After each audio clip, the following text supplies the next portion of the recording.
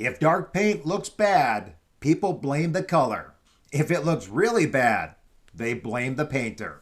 But most of the time, the real problem is that the paint wasn't built to handle that much pigment. In this video, I'm going to show you why some paints fall apart with dark colors, and how to pick one that won't show every lap mark, texture flaw, or sheen change. Now, if you've ever purchased a gallon of paint, you might have noticed that depending on which color you choose, the paint comes in a different base. A base paint is the starting point in the can before they add any color to it. It contains binders, most of the liquid, and sometimes white pigment called titanium dioxide.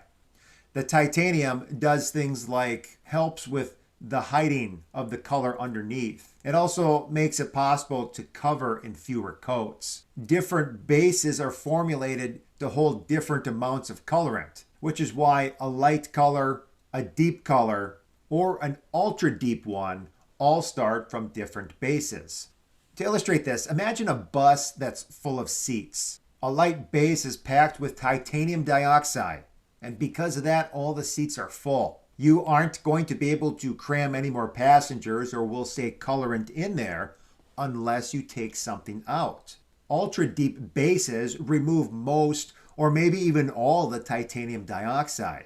This creates empty volume for dark colorants. Here's what that means. It means you're going to have less natural hiding, and a paint film is going to be, we'll say, more sensitive to formulation quality.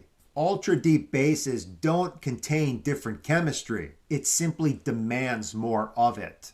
This is why dark colors are kind of a stress test for a product. Think of your paint like chocolate chip cookie dough. The binders in the paint would be the dough, and the pigments would be the chocolate chips. If you add too many chocolate chips, the dough can't hold things together evenly. That's exactly what happens when dark pigment overwhelms the binders. This is when those stresses show up, such as things like striping, patchiness, or having shiny and dull spots on the same walls. Dark colors do not get stronger paint. They consume the strength that's already there.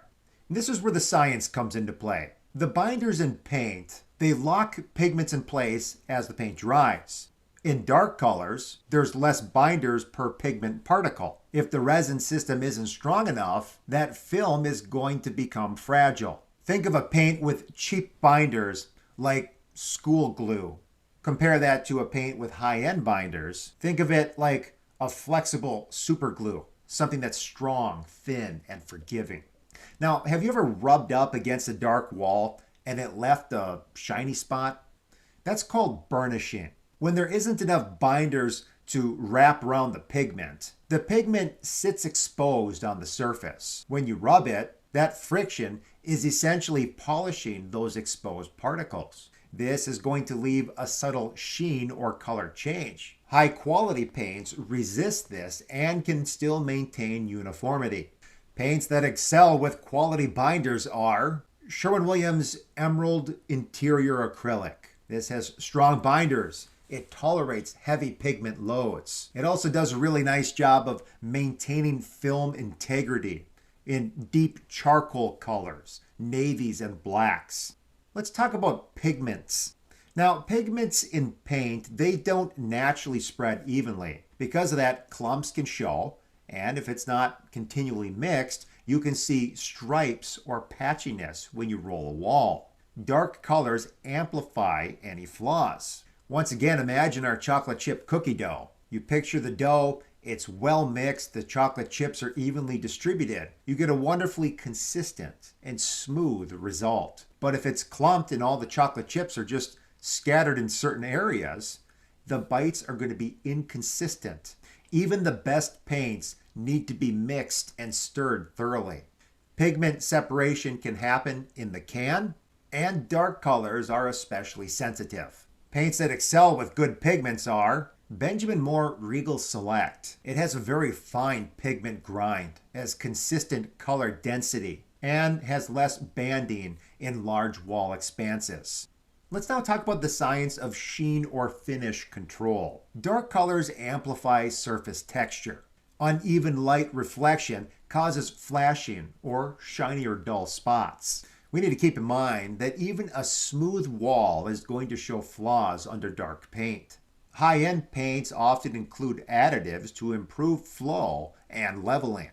Now, a lot of people feel that a satin or an eggshell sheen can actually appear shinier with a dark color. Dark walls reflect light differently throughout different times of the day. This could potentially reveal a microtexture that you could see, say, in the evening that you wouldn't notice in the morning. Paints that excel with excellent sheen control would be Sherwin-Williams Duration Interior. It has a stable, predictable film and excellent sheen consistency, especially across large walls. So there you have it. Binder, pigment dispersion, and sheen control, they all matter. But in real life, you're buying a can of paint, not chemistry. So here are some paints that consistently do all three of these things really well with dark colors. The first one we'll highlight is Sherwin-Williams Emerald Interior. It has the maximum margin for error. Then the Regal Select. It has smooth, consistent color. And Duration Interior. It has dependable sheen and film stability. Now, none of these are the best in every situation. They're all the paints that failed the least when dark colors put them to the limits. Dark colors don't expose bad painters. They expose bad paint. If you want advice based on chemistry and not marketing, don't forget to hit that subscribe button. Thanks for watching. We'll see you next time.